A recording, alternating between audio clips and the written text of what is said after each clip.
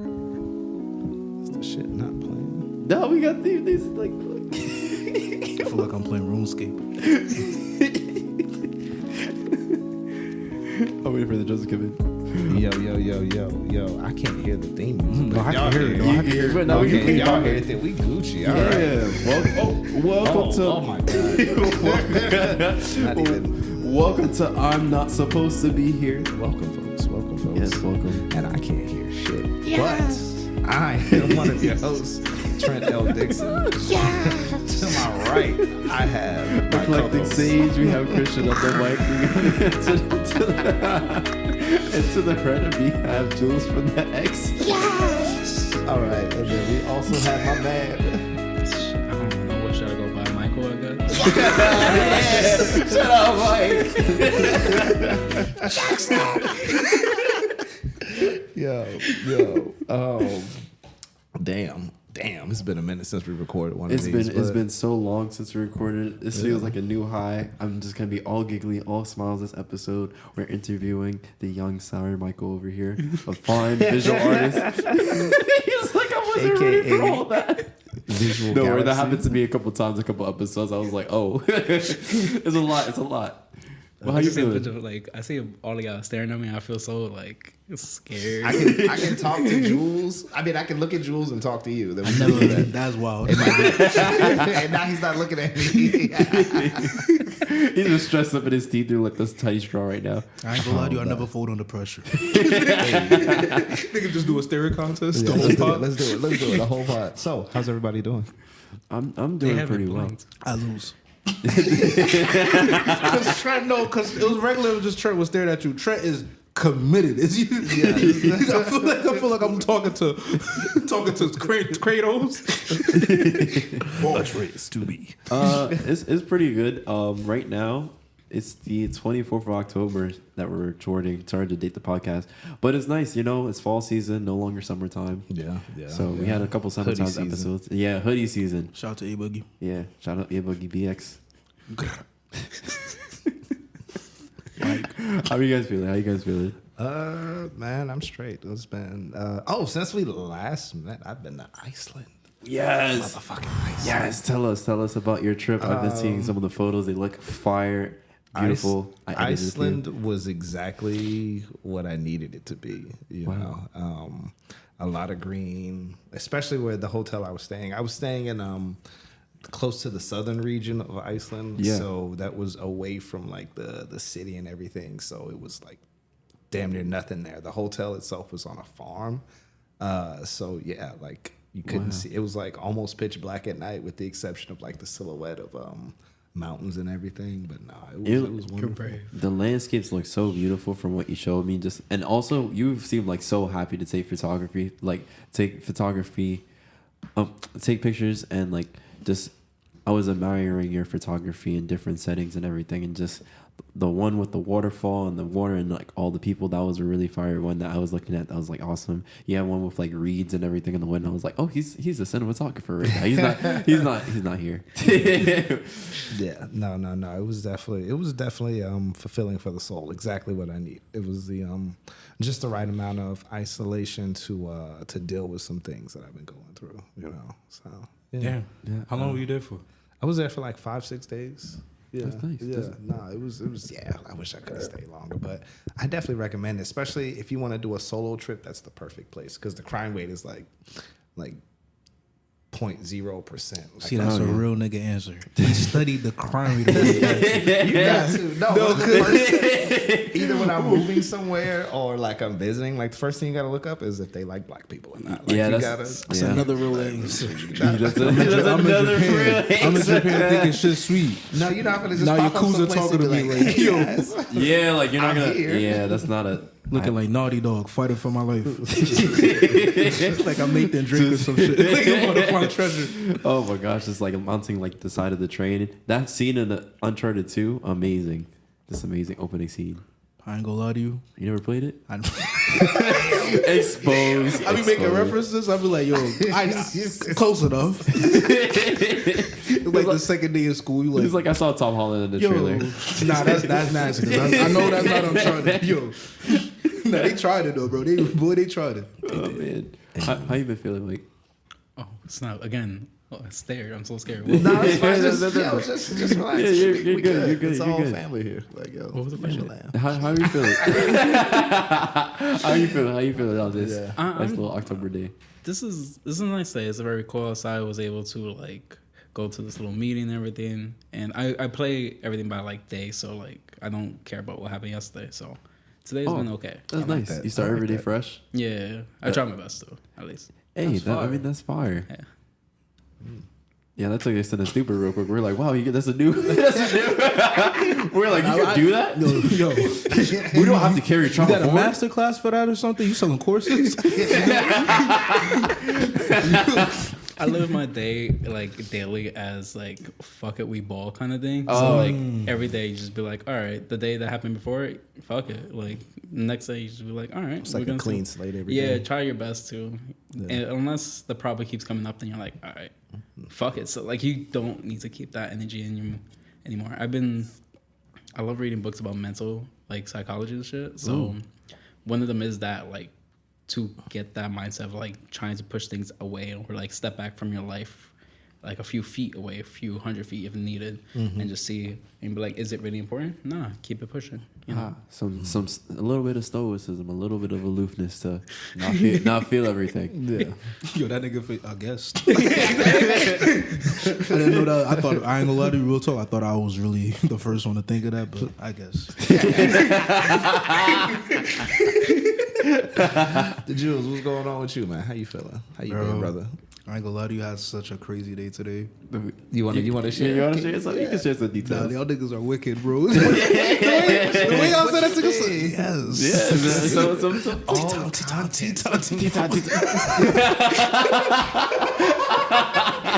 He said, I don't know. I might be in love right now. It's a very interesting vibe. Yeah, bro. But also, I'd be like a stoic emotional roller coaster. Oh, Okay.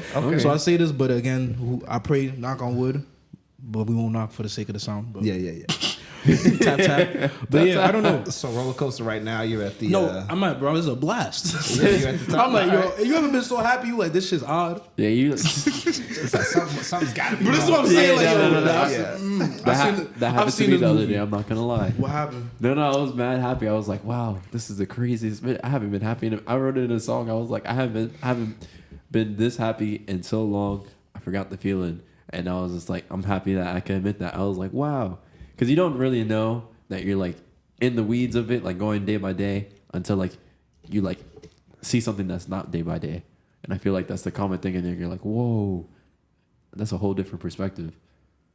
Yeah, but like, nah, I also got that WAP put on me too. That's so it might also be that, but like, it also might be what you said as well. Nah, but in all seriousness, Wow. Okay. no, but like in all seriousness, Welcome to a very special episode of I'm Not Supposed to Be Here. yo, immature hours, yo, listen. I'm invested in this. I just met you today too. This is great. Nah, but I ain't gonna lie to you. It's very nice. It's very wholesome. But it's weird though, cause like I feel like you ever talk to like have a friend and she's just like you're like, I never thought you would be like this. Like I didn't know you had this switch to you, bro. Like I can see like all this regular shit was a facade. You're not Bruce Wayne. You're Batman. I was like she just went crazy. But my mom came home and then I'm African. You feel me? It's like I feel like there's still that still instilled to you like sexual purity sometimes. So you feel me? She was there. She's like, is anyone down there? I'm like, nah, not at all. This girl. This is the first time I ever found out she feels under pressure. Oh no. She's like, is anyone down there? I'm like, no. All we hear downstairs is a loud thud. I'm like, this nigga is. I know you're about to just like stay there, just be like, you got to stand by your line. Like, I just stood on business. I was like, it's like, who thought that's a? And I was just like, I started gaslighting my mom. I was like, I don't know. I don't. A ghost. Phantoms. Can we start over? Nigga giggle, he don't get the reference.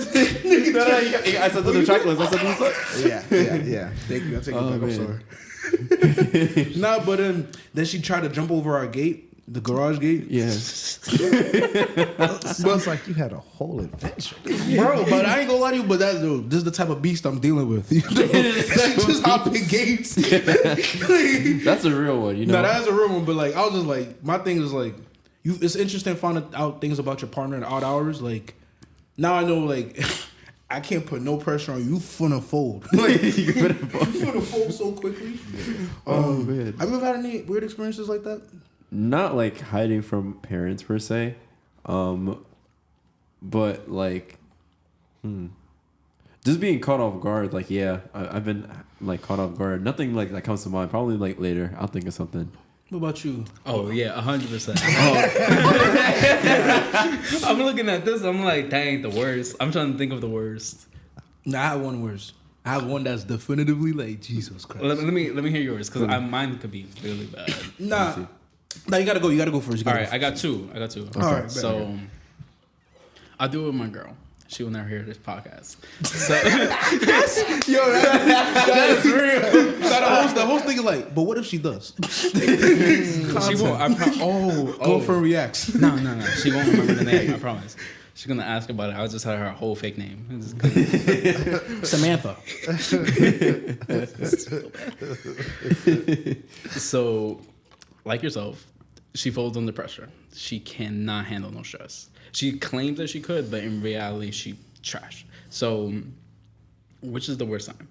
I'm thinking the time she met my family or the time she met my mom, and I can't really choose the two. So I grew up in Hispanic families. Yes. So, Okay. What country are you from? Colombia. Oh, okay. And she's black.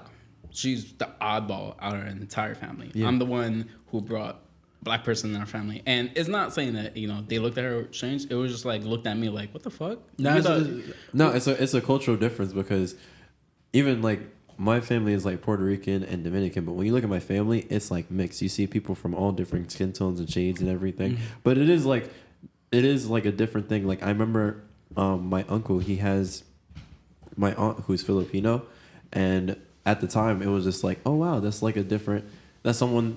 Even though our family is like very mixed and everything, it was like, oh wow, that's even outside of our sphere of like what is a family. So like when you're coming from like everyone's like Hispanic and everything, you're just like, oh wow, that's a different type of cultural thing. And so like it's a little like shell shock, but nothing like too crazy that you're just like, oh yeah. What? For me, it's something completely different. So everybody in my family, my cousins, all dated somebody who's Hispanic. Yeah. For me, I was just like, let's switch it up. Let me bring that. So you intentionally dated outside of the. It was not even by like intentionally. It was like by accident. So I dated like a black girl in middle school, and I was just like, this shit fire. And I just kept going with it. I was just like, I tried to date a Hispanic. I was like, all right, I'm gonna go back over here. They got flavor. So I'm back over there. It hit different. It hit different. And This episode's going crazy. Yeah. and Splash zone. I'm sorry, I'm done. So you brought her into the family, and was it because I feel like a lot of immigrant groups can feel this when you bring a outsider to like a homogenous like culture wise. It's just really like fish out of water situation, but like you're with the fish. Yeah. I mean, is it like a sink or swim situation? nah. Like, It's just No, if it's you're not used to like judgment, silent judgment, and stuff like that, it could be all like weird for the person. I guess for me it was very strange when we first. So my family does a bunch of like these group meetings. Like family meetings where like my grandmother was like host this whole party, and then like we invite a bunch of family members, and most of them will come through. I'm one of the people who don't come often because everybody in my family speaks Spanish. Yeah. Trent knows this. I'm trying to learn Spanish to at least gain communication with them. But Yeah. they're like known for only speaking Spanish. yeah. Especially my Yeah. grandmother. She's an immigrant who came from Colombia to America who had to build all straight Spanish. And the only communication I have with her is with my cousin who would have to like, translate. Yeah, So, that can be tough. yeah, and then having her to be like our translator, if she's not there or me and her are just not talking like that, it's gonna be hard for me to even talk to my grandmother. But when it's funny, when I brought my girlfriend in, everybody was like, why? And it was like, Why? yeah, and it was like so tough because my girlfriend knew more Spanish than me at the time. So I was Yeah. like, that's why. Like, she can speak some of it. And when it came to food, she was so comfortable with her family, and I was like, still like, that's crazy. I can't be this comfortable in an environment like this. Like, I'm so scared to like fuck up in some weird way, you know? Yeah. But, That's tough. What was the situation though? oh We straight a little bit. yeah, we straight away. Nah, Trent don't want to step up. He speaks when there's no. The hero that y'all need. The voice at night. The situation was, so my parents, they disappeared throughout the night often, and me and my girl has been together for like 10 years. The one situation was when she gave me a hickey, and it was not like a tiny hickey, it was a fucking massive, like it was Right. You right. cannot see this man. This man looks like the Pillsbury Doughboy. Yeah. Complexion. So I can only imagine. I tried to hide it with a hoodie. So I tried to do like I tried to pinch up my hoodie like this. But the thing is, You didn't go out and buy a turtleneck, no? I couldn't. Like it was. the best time to wear a shiny sweater. Shiesty's wearing his thing at the time. No, dude. You're sick. So I was just like, the funniest part, it was on my left side. I remember this, and my bed would be like straight on the left side. So my mom is this kind of mother who would just invasively go through the room. Just open it for no reason. Yeah, just open it, nothing. Just kick that door down. Like, yo, what's up? How you feeling today? At least with positivity. Yeah, and I was just like, oh my. And I looked to my left. I'm like, don't worry about it. Like, yeah, I'm doing good. Don't worry about it. And she literally grabbed my fucking chin and was like, what is this? And I was just like, what is this? What is what? Like, and I was so stupid as a kid, bro. Oh my God. What did you say? I mean, weren't we all? I said I got beat. I thought you were about to say you had a rash or something. I said I got beat. So you're a loser? I was like, fuck, I got hit. I was like, somebody. So the reason why my girl folds is because when I brought her in, my mom was like, oh, so you're the one. I'm like, babe, That's tough. Oh no! don't say it. Don't say it. And Don't say it. she of course says it. I'm like, God damn. I was like, yes, she's the one. Like, I was trying to avoid. I was like, no, like, I was trying to stick to the lie. Nah, it didn't work out. Those are two different situations though, because like you already been caught. Mine was like I was really trying to did the bold face lie, and God corrected me crazy. Like, because yours was like you just flustered in that situation. Mine was like, who's here? I'm like, Casper. You just hear a thud, bro. No, Nigga, that was really it. I can't explain. the doo-doof is hilarious. I don't even know how. If you ever been, well, you guys won't ever be to his house, but like if he goes to his house, there's like it's a great distance between the room and the front, so I don't even know how loud of a sound they dropped. So I'm saying, I feel like she did that on purpose. That's what I'm like. I'm about to talk to her like, yo, so you don't respect me? Like, what's going on? Don't respect what I got going on in my whole situation, sis? I said, silent. You ever played Splinter Cell? Figure it out. Just like the box from Metal Gear Solid. Just Nigga, bro, at least the box won't make that much noise. It sounded like someone punched the door with fury. Oh man, you have a situation like that, Trent? He's a grown ass man. In his younger years. In my younger years, Nah. He's been cool. I gotta think on it. I'll get back to that one. We're gonna circle back to that one. Oh man. Trey look at it, I was like, damn. Y'all niggas be struggling, huh? Woo! I remember that time of my life. Fascinating. Oh man. Me, Iceland. No, my mom was like, it was like when I was living with her, she was cool with me having like a woman over.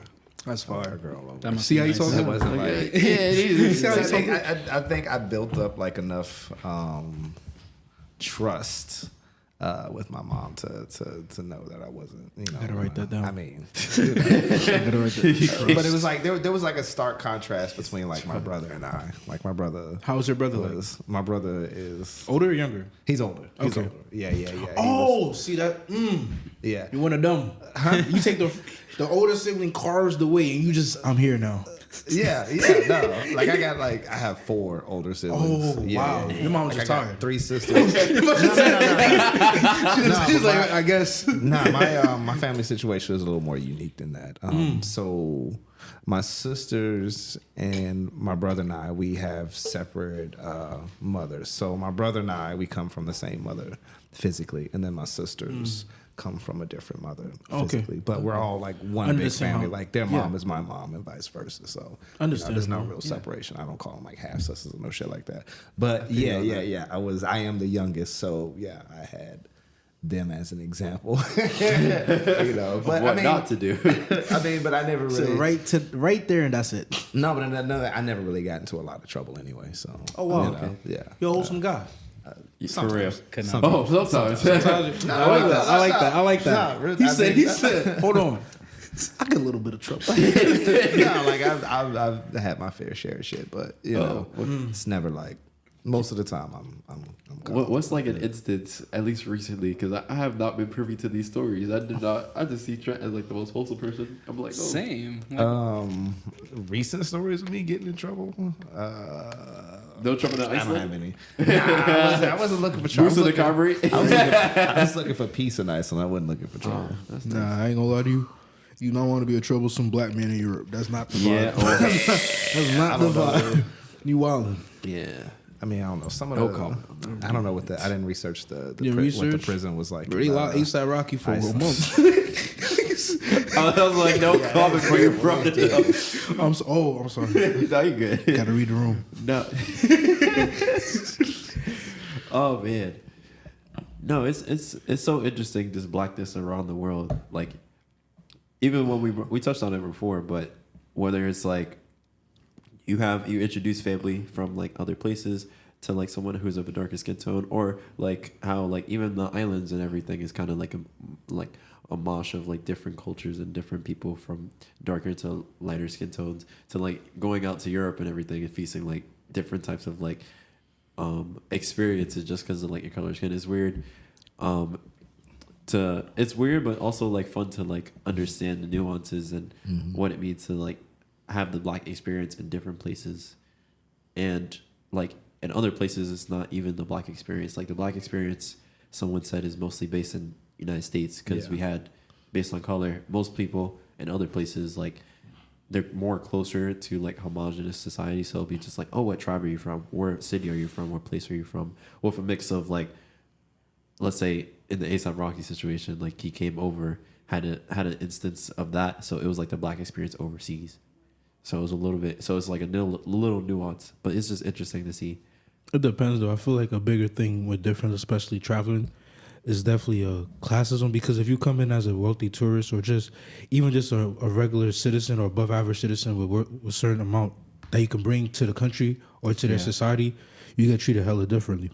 Yeah, I was gonna say celebrity might have played a part too in the A$AP Rocky situation. Exactly. Sometimes they like to make an example out of people as well. They said we do not play that. Yeah.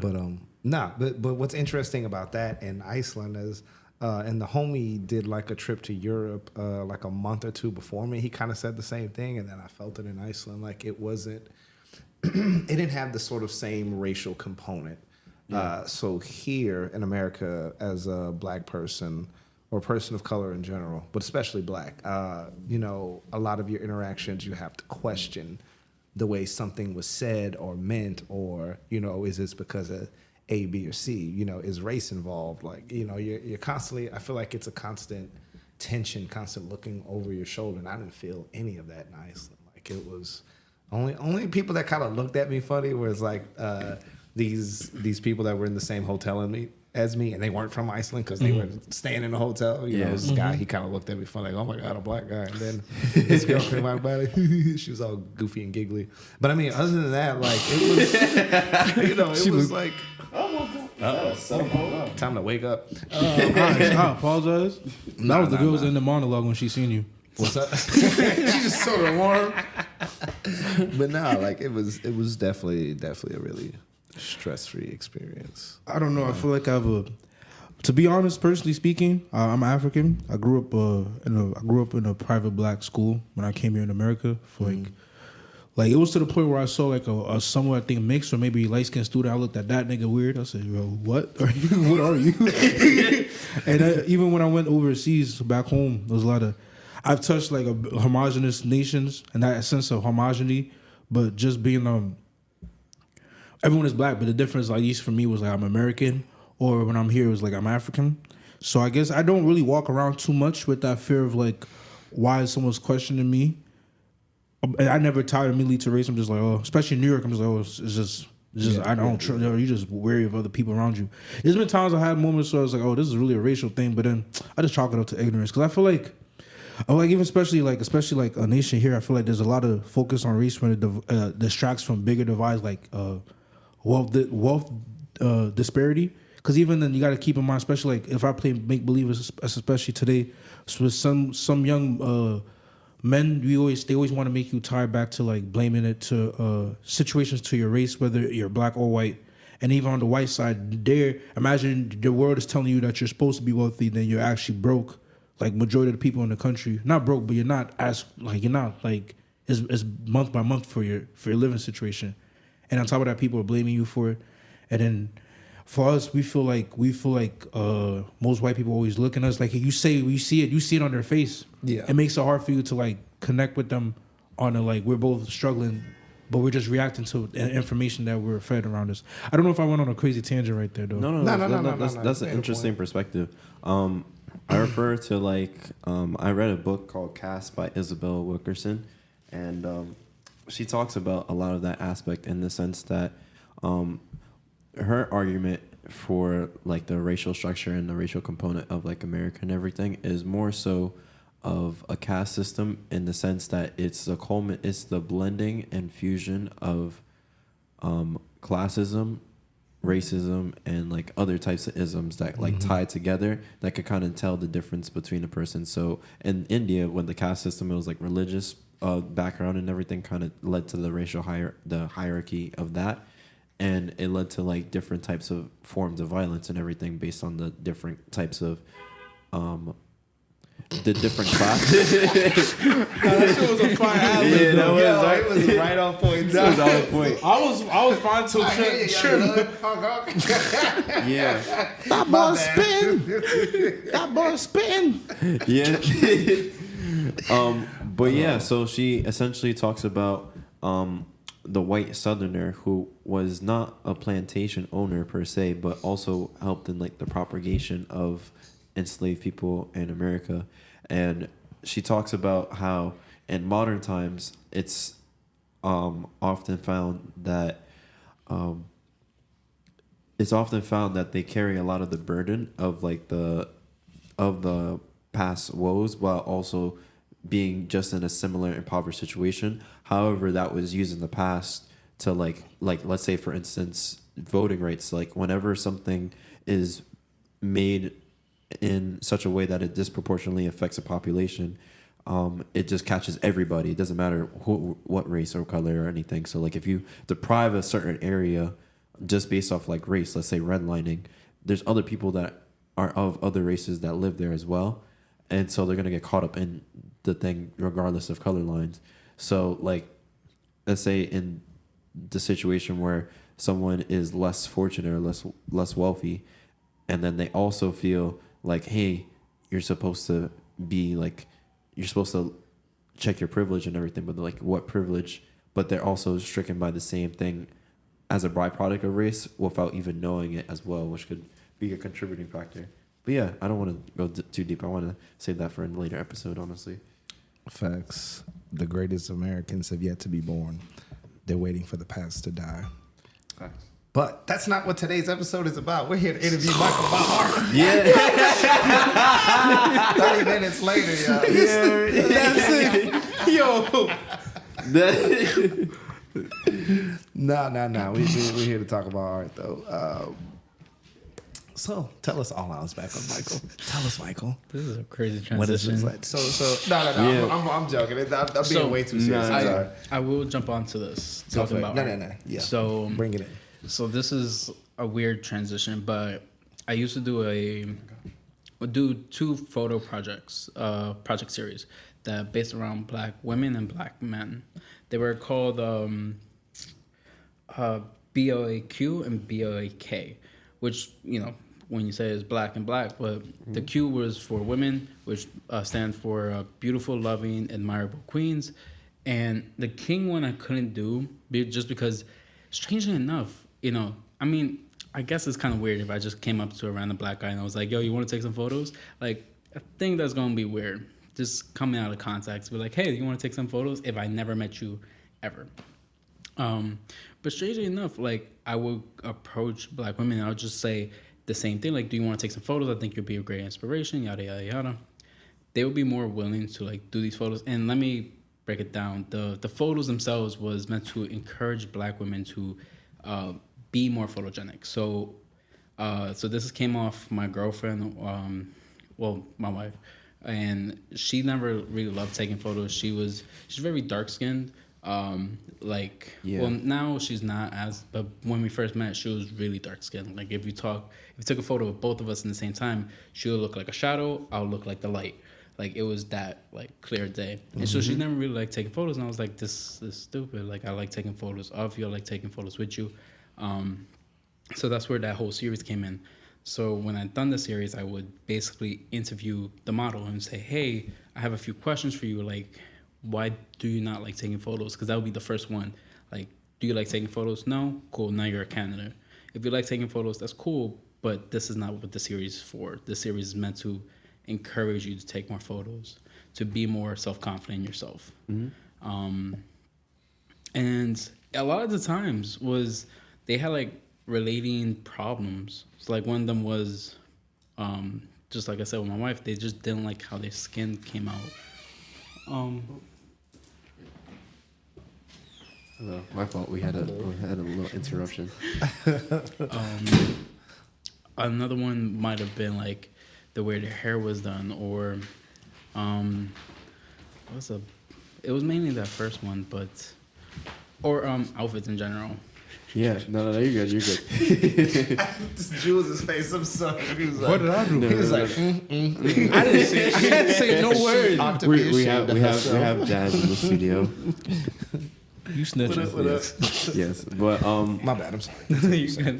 no, but I was that's a very interesting thing because I was talking to one of my friend's moms, and I had done a product shoot for a brand, and for that brand the hand model was of darker skin, and it was interesting because for me, I saw, like, I myself have darker skin, so I kind of know how to adjust the brightness to make sure that especially with me, I always love editing colors and everything, and I feel like that's a common issue, just not properly, like, illuminating or lighting people, and so, like, it becomes a thing where, especially in the fashion industry too, where when they edit photos, they hyperbolize a person's skin tone, so, like, it'll be just complete dark, like the absence of light in the photo, rather than just, like, having the natural tones of someone's skin and, like, introducing them and the nuance and the melanin and everything.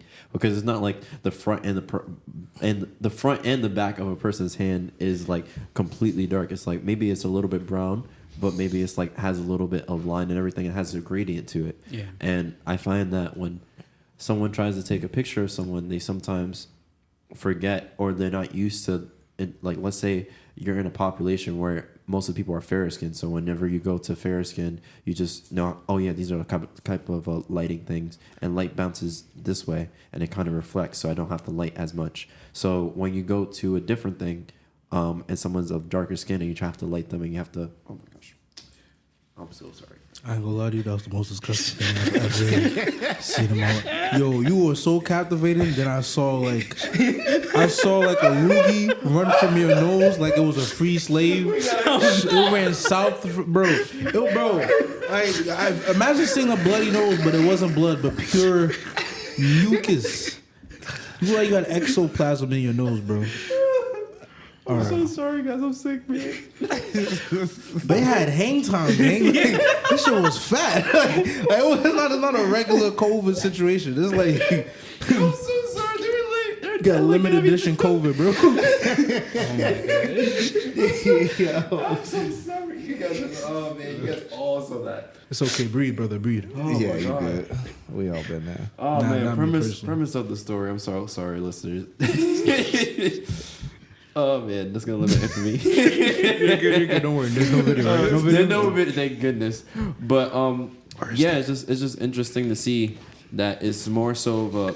It's kind of like what Jules is saying. It's from just a point of ignorance, not willful ignorance, but just a point of not knowing, and then just implicitly making it so that someone feels like less likely to take photos of themselves, and yeah, just speak more towards like your art more generally. Like, what do you look for in your subject? So like, from what you were saying from that one project, even that like one like little small project, you're kind of looking for. We led with like an intention to create like a certain type of like visual, and like from looking at some of your stuff, you like to balance surrealism, and you like to balance some other aspects into your art as well. So for me, I have a few different like mediums. When it comes to photography, I think my overall purpose is to take people who don't like taking photos, people who don't like how they look.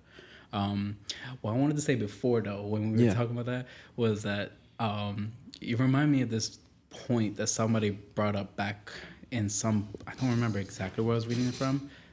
It just reminded me of French Prince of Bel-Air, because they used that as one of the references.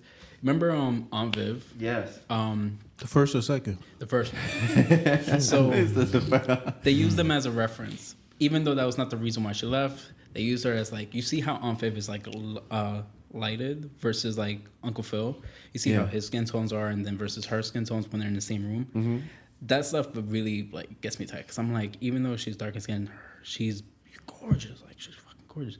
And I'm like, why couldn't we like, focus on her? And they were focused on him, and then eventually they caught her. But then when they bring in the other Aunt Viv, I'm like, everybody saw it.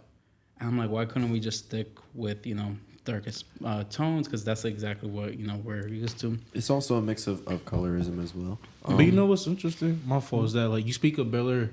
Have any of y'all seen the reboot?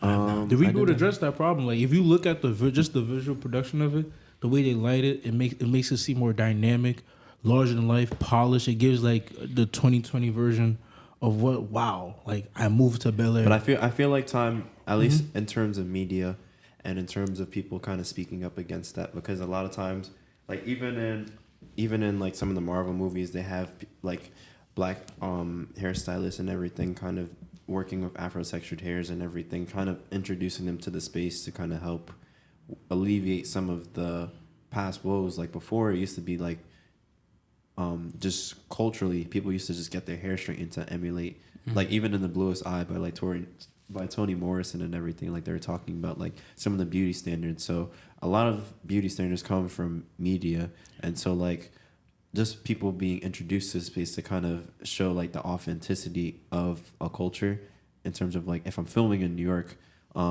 it's gonna have different types of hair. You're gonna have different types of Afro-textured hair and everything that you have to work with and everything. You feel like that's still I feel like that might have been I feel like the prevalation of that issue, like the what's the word?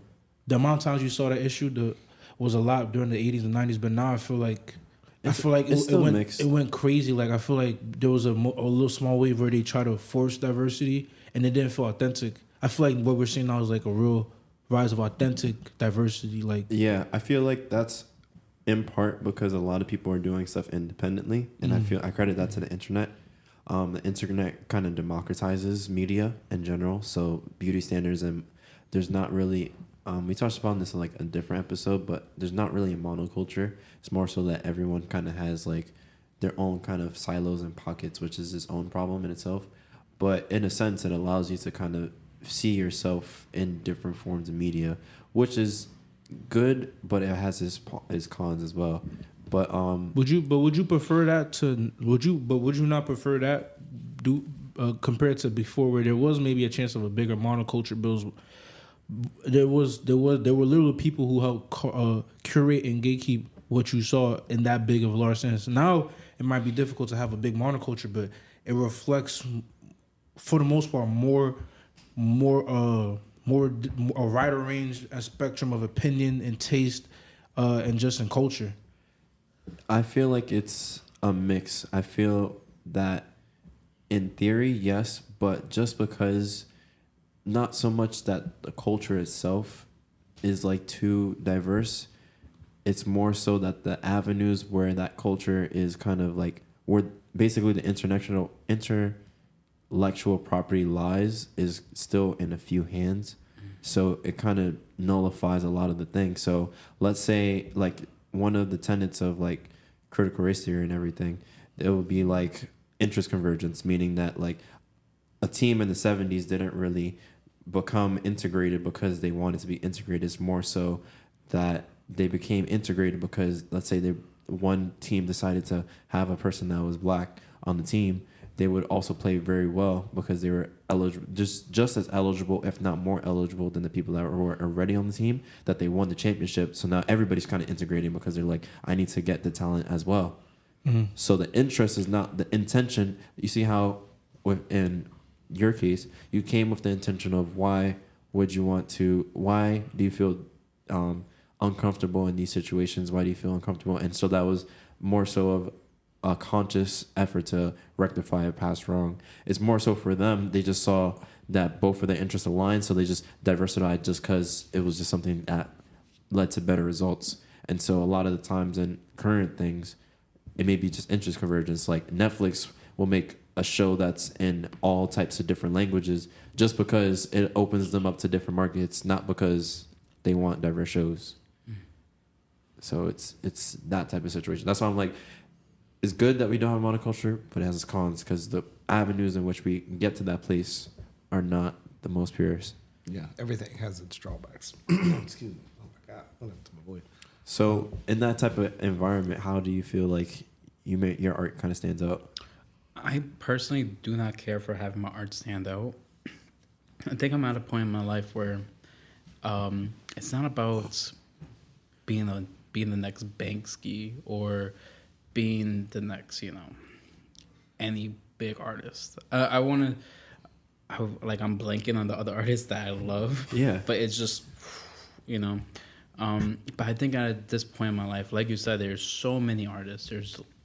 Even in New York, like we can go through Manhattan and we'll see 27 photographers down 2 blocks. It's not about like focusing on trying to blow up against them. I think it's more so focusing on problems. Like I said before, like if you don't like how you take photos, then I think it's best to like focus on your unique problem. Why don't you like taking photos? What caused you to have that mindset in the past? Like you said, sometimes it is media itself where I think her name was Nadia. I have to go through the list, or Cheyenne, where like they would not want to take photos just because the media was showing them like, oh no, it was Sapphire. She didn't like taking photos, even though she was a beautiful woman. She recently like shaved all her hair. Yeah. And I was just like, why? And she was like, oh, well, because, I'm supposed to have, this big long hair. I'm like, no, we're going to take photos because you have no hair.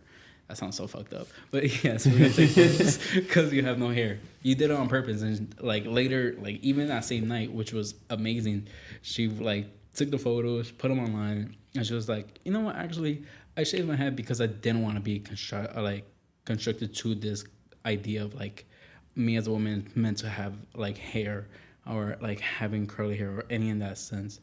It was a few years ago, so I cannot tell you the exact words. But basically in that same idea that she was like, I did this because I wanted to have no hair, not because I was trying to rebel or anything like that. I was just like, damn, that's exactly what I was looking for. And it's like moments like that makes me so excited to like get into photography and taking photos of people who do not like it. And there's not only like BOAQ, but it's also what is this quote unquote unphotogenic, where I kind of get everybody, any race, any color, and it's kind of the same premise. But the reason why BOAQ was like a separate series was because it was dedicated to my wife, where it was like, you see all these people who are taking photos. What's wrong? Why can you not? Like, what's stopping you from doing that?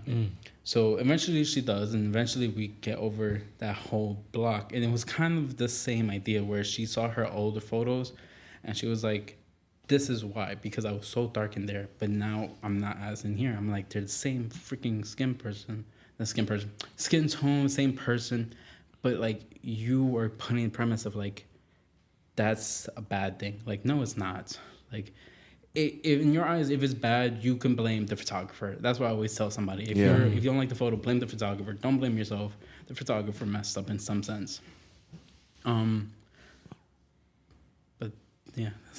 No, I just love that. 'Cause I was thinking back to some of what we said in the photography episode, and like how every photo has like an agenda, and just speaking to you and everything, it's just like you're able to kind of nullify that and just look for authenticity without exploitation. So like some people look for authenticity in like, let's say like a traumatic event, like we talked about, like with the falling building picture. So it's like that's authenticity to violence, but it exploits the person in the thing. It's like you're counteracting that by going with the expressive intention of combating why you have certain ill feelings towards something and trying to use photography as a way to break past that. And I feel like that's a good method to kind of combating a lot of the stuff that we visually see and some of the stuff in terms of just making art generally. Like you shouldn't try to like, I heard a line, I was listening to like a No Name song, and she was just talking about, she was getting at the point that a lot of times people congregate towards artists because they sell black trauma and just trauma more generally, which is tough because at the same time you're speaking to your authentic experience. Like I know when I write sad stuff, it's sad stuff because that's what I'm going through. But a lot of times it's when you don't have those instances of going through that pain, then people are like, so what am I here for? And it's also the profitability and some of the contrasts and the nuances that come with that. Because I know some artists, they kind of just don't really play towards that, or don't really play completely towards that, or they readjust or What's brand. that when you say, what's that? When you say they don't play towards that, what's that? So like they don't play towards like putting their trauma out there first, in the sense like they'll just make songs that are not trauma based, but it'll be just talking to them, their authentic selves. Like I know it would be telling stories or doing it in the same vein as you were talking about before, in the sense that using it as a way to voyeuristically address a problem rather than voyeuristically experience a problem without offering a solution. It depends. Especially with stuff like music and situation. I love a good slap. Sometimes a good slap you have to like, I feel like even the most of the greatest songs, even if like the person didn't write it, but a singer, the person performing, they have to give a piece of themselves into it, as if they're like acting. So that might be when you have to do stuff like that for certain music. Like the pain does add like a little sparkle to the magic. It might be just like just a thing humans tend to listen to. Because every time you hear some of these trends that people are mad at, you got to keep in mind this is still a reflection of the audience. It's not like the audience might be fucked, but we might like the pain sometimes. It hits. I think, and there's something I was rolling around with the idea the other day because I heard it on another podcast, and it's also, it was explored in Atlanta a little bit on the Teddy Perkins episode. It was sort of the question of, in order for art to be great, does it have to come from some great pain or suffering? You know, and I think with the Teddy Perkins, they were highlighting the idea of, you know, Michael Jackson being one of the greatest pop stars ever. But, you know, it's not for debate. We're not debating it either. Except if you're Drake, maybe. Yeah, not even. I don't know. What? Drake, hold on. No, we about to. Anyway, so yeah, looking at MJ. You know, he was beat by his father. He caught on fire. You know, he had all these things happen to him, and then through it all, his art became great and timeless. You know, and I think that's something that always, you know, comes to the surface. It's like if you know, if this artist is going to be great, do they have to have a tragic backstory? Like I some don't think sort it's of that super- though. I think the tragic backstory maybe helps with like even with art, because even I'm figuring this out. Like sometimes you have a good product, but also especially like selling something as an artist, you have to craft a narrative, not just for the body of work, but as you, especially as an artist, because your life story is a narrative if you think about it. Like Banksy, the Banksy we know of Banksy is the editorial version that is fed to us. You feel me? Even the stories we have, even with people in the past, like Alexander the Great, George Washington, or even other people the Harriet Tubman, Frederick Douglass, even Rosa Parks, Martin Luther King. The highlights we know, especially in the broad pop culture, is narratives to serve a certain purpose.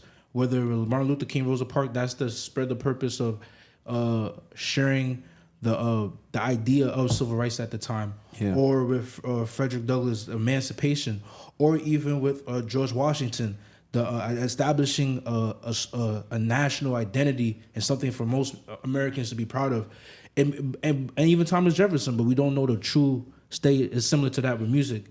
I think we do to go back to the main point was that we do conflate sometimes the tragic backstory. I think if you're able to I think it's also a big tie to discipline, because of his father, he had to learn discipline in such a harsh way, right? And on top of that, having the fire on top, he had to still learn harsh disciplines. Even like modern people, especially even let's say Kanye, no matter how you feel about it, he also went through some tragedy. The loss of the car accident with his jaw, first of all. Yeah. But he still went through that. And then the craziest one, probably the loss of his mother. Niggas don't talk about that, but that was like his foundation. You lose that, and he still somehow has to figure out a way to keep going. And that type of grief informs a lot. Like even just writing from grief sometimes, just dealing with loss. It's a deep type of emotion, and it's something that we all have to go through. And it's also looking at like your point of existence and just being aware that you won't always exist, and that sadness is intrinsic to every person in the human experience, which is kind of why we gravitate towards that. And I kind of floated this idea, like, let's say there was, like, for all stated purposes, there was, like, this one grand, like, thing this entity that, like, creates everything, right? But it has nothing to reflect itself that's kind of in the same vein of itself. No matter what it creates, it'll always have a piece of itself, but so it puts a piece of itself into something. And that loneliness of being within that is intrinsic to everything that's created, which is kind of like how I see like why, or helps explain some of the nuances of like maybe our experiences. Like How so? You lost me there, brother. You went crazy up in the clouds for a second. I lost you. I was following you. No, I got you. Expound. So let's say you're given the choice to make the universe, right? Mm-hmm. Let's say you either make the universe or you kind of just exist in this abstract state. Most people will create the universe, or maybe they'll be in that abstract state for however long. There's no time because you're just in an abstract state, but they'll get bored eventually. They'll want to make something. So they make something. A piece of that has to come from you because you're the only thing that exists. Mm-hmm. And so that piece of you is always in the thing. Like even when you make music, whenever you make swords, or if you're a blacksmith or whatever, you make a podcast, that essence, that energy or whatever is going to be transmuted to something else. And so if you're isolated, there's nothing, just an abstract state. That abstract state of aloneness, I feel sometimes translates, but also that abstract state of just love and culmination of being alive, being existing, also culminates in things. So it's not also negative. So I feel like it's a contrast between the two that's in all art. It's being like all love and also being all alone. Yeah. Michael? So for me, it's going to get really sad. For me at least. Let's get sad. So I grew up alone. I was an only child for, I'd say 17 years. And then my brother came along. And even then, Yeah, that's a big age. W parents. I mean, even I would not connect with my family at all. Like I said, even before I did not connect. So I was alone for a long time. And I think that kind of made me an artist in a sense, because there was no way for me to talk to anybody properly. Even now, some people at work, when I talk, I don't talk as everybody else would talk. And I'm not saying that, like, I'm not speaking gibberish, but I'm speaking in a weird language that, like, I wanted to tell you, like, it's like if I want to say I love you, but I'm saying, like, in a weird way, like, oh, you do a great job. Like, that's not what I meant to say. I meant to say that. Yeah, it's a disconnect between what you intend, like what you're thinking, and also how you express yourself. Yeah. But because of that, I think the best way for me to actually connect with some people was through art. I think the best part about it was that, like I said, even my photography, I know we were supposed to be talking about, like, physical art, like the traditional art. No, but there's art too. This is the core of what it makes it. Physical stuff comes after. Yeah. But the thing that made me, like, more happy was the photo shoots. Like I was telling Trent earlier, I used to do shoots in this building. And one of the things that was really fun is I had this one model named Miles. And he was like 18 years old. And this dude was going to be, I think, a computer technician or something in that field. And just by talking to him, like, and he was a recurring model. And these models I never paid. They just kind of came. And I was like, oh, yeah, you want to come back? By all means, let's come back. Let's do another shoot. And through these shoots, I would just talk to them, like, even walking. So most of my shoots would happen outside. So we would walk and find some shots to take some. And I would just ask them simple questions like, how are you? How's your family? And then we'll develop into their whole life. And I think because if we didn't have photography in common, or them wanting to be a model or me wanting to be a photographer, I would never get that kind of connection. I met a woman who came from Europe, who came here to visit one time, and she was only here for like 3 months. But in those 3 months, me and her got the chance to shoot, and within one day I found out that she came from Europe, that she's very outgoing. She's looking for somebody who's trying to do headshots. She's trying to be an actress, and she had like a pet dog, a freaking family. And I was just like, within like an hour, I learned all of this about her. And I'm like, this is the kind of connection I want to have with people. But I can't have that with somebody at my job who's like, oh yeah, let's worry about how much we're selling, or, let's worry about these guests who are taking too long on this. That per cap, yo. That per cap. It's like, I can't have those connections because we're so quick paced. Yeah. It's transaction economy. Yeah, and it's just like, I wish I could have more of those, like, more emotional connections with people. And I think because of me being alone for so long, that it kind of like fueled that like fire to try to reach out to people through some other form of object, like drawing or photography, or just being an assistant with something. Yeah, I feel like shared activities brings you closer to people. Like, if we didn't do music, I don't know if we would have met each other. Oh no, that's a fact. I hate to be that nigga. No, I ain't gonna lie to you. I'm definitely also like, bro. I grew up in the Bronx, but my parents were like, nah, we gotta save this nigga. This nigga looks like a problem. So I'm just in my room, bro, playing Roblox. Roblox, man. Just observing the world, but through my room. And I really made a lot of my friends through activities. And also when I went to high school, I just wanted to stay outside, so I just joined clubs for the fucks of it. Yeah. I was a Young Republican. I was a Marty Wynn kid. I was a choir kid. Senior year, I did lacrosse lifting. For context, me and him went to the same school. We didn't see each other. Nah, I knew him. Nah, I ain't gonna lie, this nigga had a special beam cannon, okay? This nigga was like, it was so beautiful. It gave me young King Neptune. But you was just, I knew of you. Like, our social circles was like one person away every time. It was so weird. Like, I think I did ride the train a couple times with him, like, after lacrosse, but, like, we would not talk afterwards because I was in the lacrosse team. He was just there for I was a lacrosse random workout. nigga, and I was just, I was going crazy, though. You can't lie. I was putting up weight numbers, bro. I felt like Chamberlain. I was like, real talk, I could do this if I really wanted to. I'm lucky I can't see. But, even to this day, I'm like, I make a lot of good friends too. Like, just my, because that's another thing with discipline. When you consistently see somebody doing something or even adjacent to something you like to do, you naturally gravitate towards them. Just naturally, you have like some level of respect because you like you don't might not know what's going through their day to day, but they give they care enough about something to give a certain amount of time and attention and care. Because like you said, even pay your moms, they just like their craft of making art with you, and just naturally happen. That's like genuine love, and it shows you like it's not like you went to a party because you can meet anyone at a party, but meet anyone at certain type of things, certain type of disciplines. That's when you have a high chance of building like genuine connections. I'll definitely add on to that. Like the general connections, truly, I still talk to some of them on and off, even to this day, especially on like Instagram, because that's the only time we can even talk.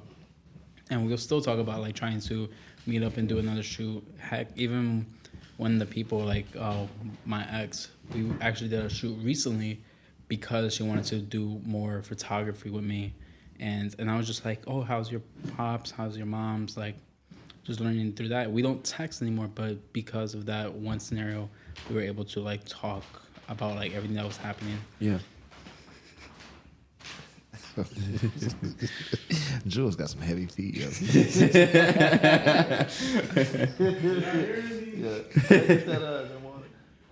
But no, speaking to both of the major points, like even though I wasn't an only child, same thing. I grew up, I felt extremely alone. I'm kind of the black sheep of the family. You know, like nobody in my family ever moved out state.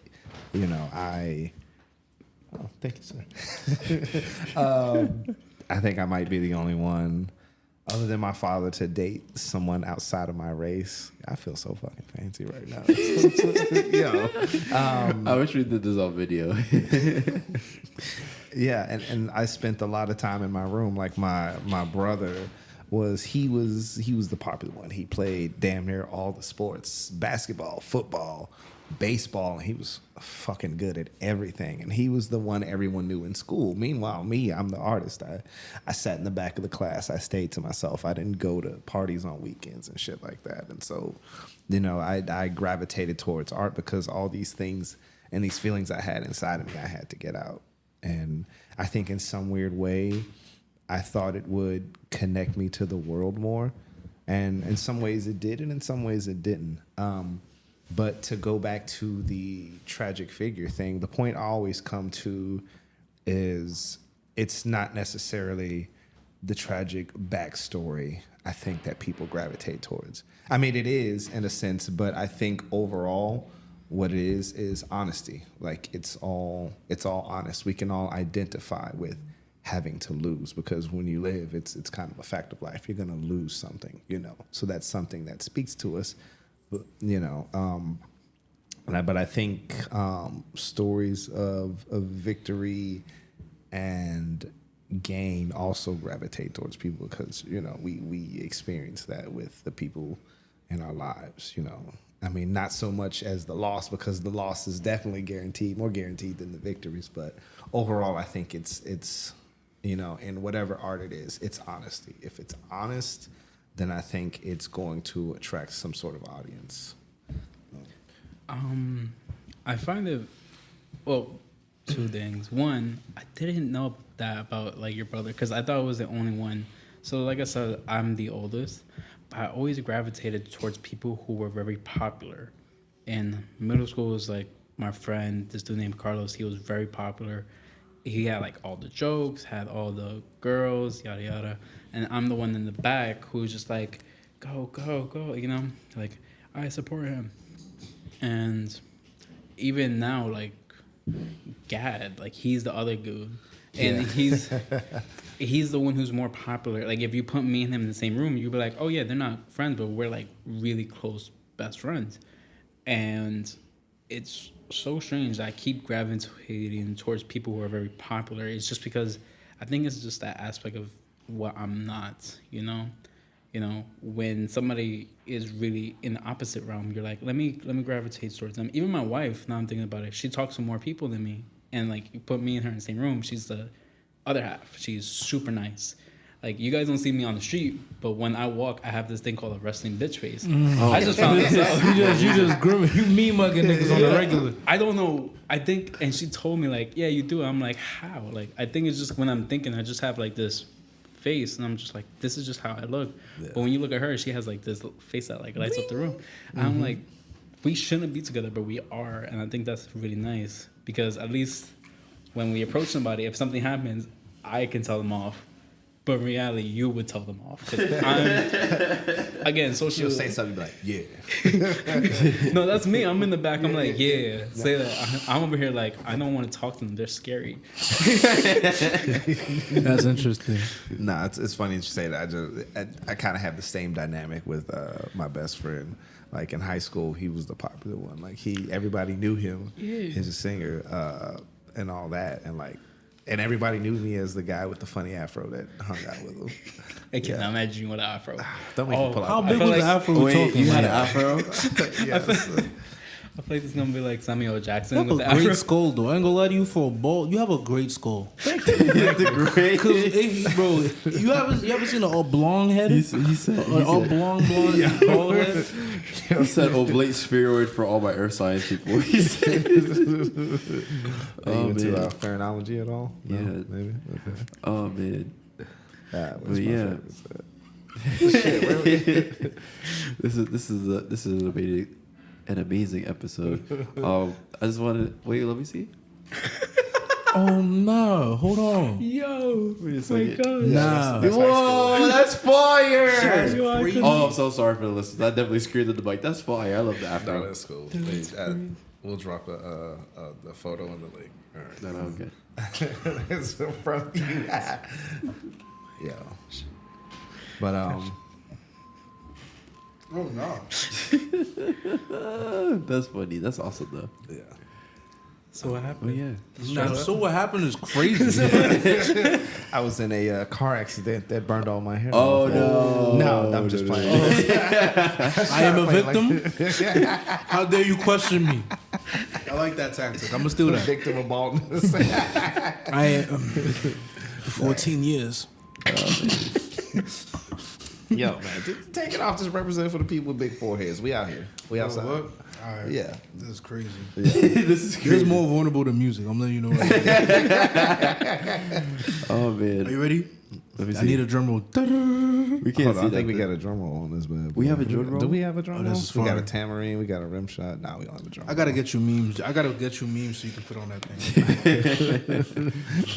Oh man. Okay, so I think we're drawing to a close. Yeah. That's well, not bad. Hey, that's not bad. How old do you think I am? That's a real question. How old do you think I am? Got grown mothers talking to me like I could be the one that step up. Don't Like, look miss. At, don't look at my hairline. Look at my eyes.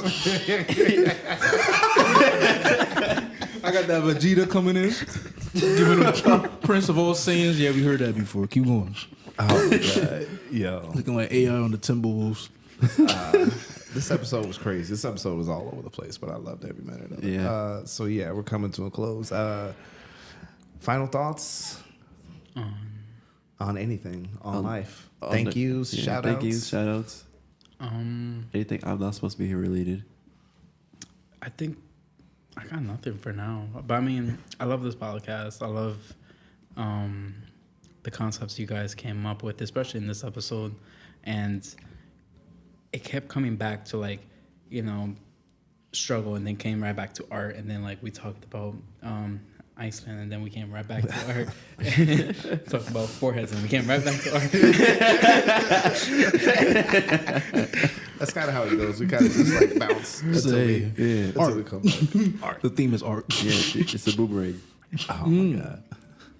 But yeah. Boomerang. Shout out to Eddie. I didn't know if y'all knew that movie. That was a great movie, bro. That was really fire. Thank you for having me. It's just crazy because I really listen to y'all niggas like in the shower. Like I'm scrubbing my balls. I'm like, wow. I'm like, wow, damn. Nah, I didn't see how y'all did that. I saw that. Facts. The water too hot. But other than that, November 3rd, we have a little art gallery coming out, crafted together by my boy Sage right here. Help participate. We also have a project coming soon called Phantoms. It's like a little tape, with that focus around the theme of like love, loss, the erotics of it, the vulnerability of it, the wildness of it.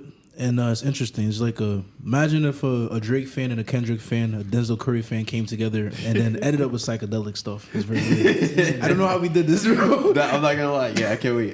But yeah, thank you for having me. I'm Jules from the XJWL, $ from the X. I drop songs every week, videos, things like of that nature.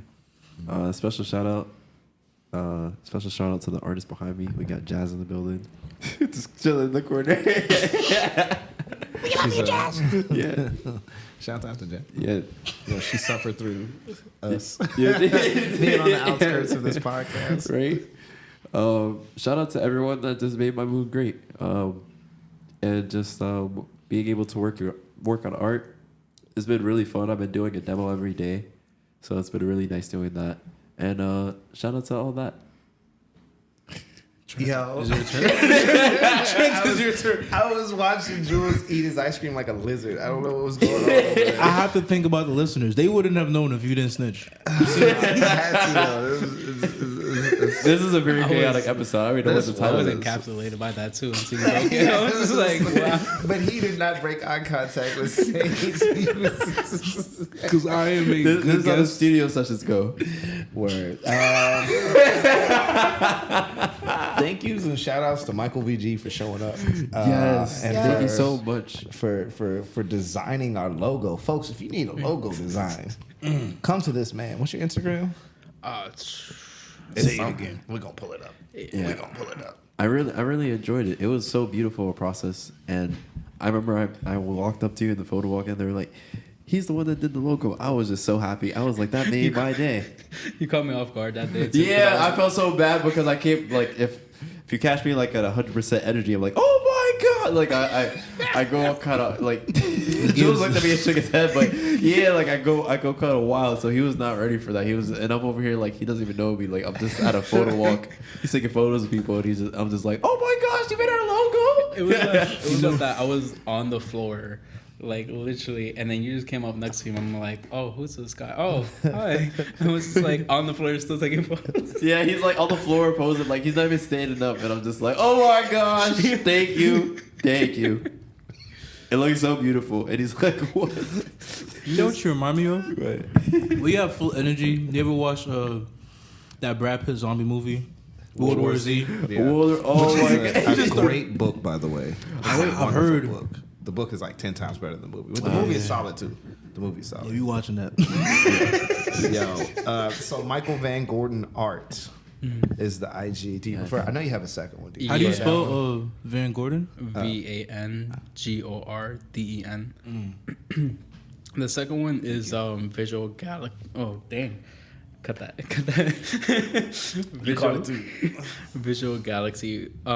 Visual Galaxy _ but they banned me from using that account because You got banned? He's doing some wild shit. I don't know what happened. Instagram was just like, nah, he's making too many followers too quickly. Cut him. So like I can't even use it anymore. That's wild. How many vowels were you making? They thought they were bots or something. What happened? Like within 2 months, I had like 2 to 3,000 followers. That's some player shit. That's what I'm saying. I still Like, got that's 800. fire. I That's was just like, all right. off the muscle. They ain't pushing the P, bro. They ain't keeping the P at all. Damn. But yeah, we're coming to a close. Thank you guys for listening. Anyone who tuned in, thank you guys for thinking about listening. You have been a magnificent, invisible audience.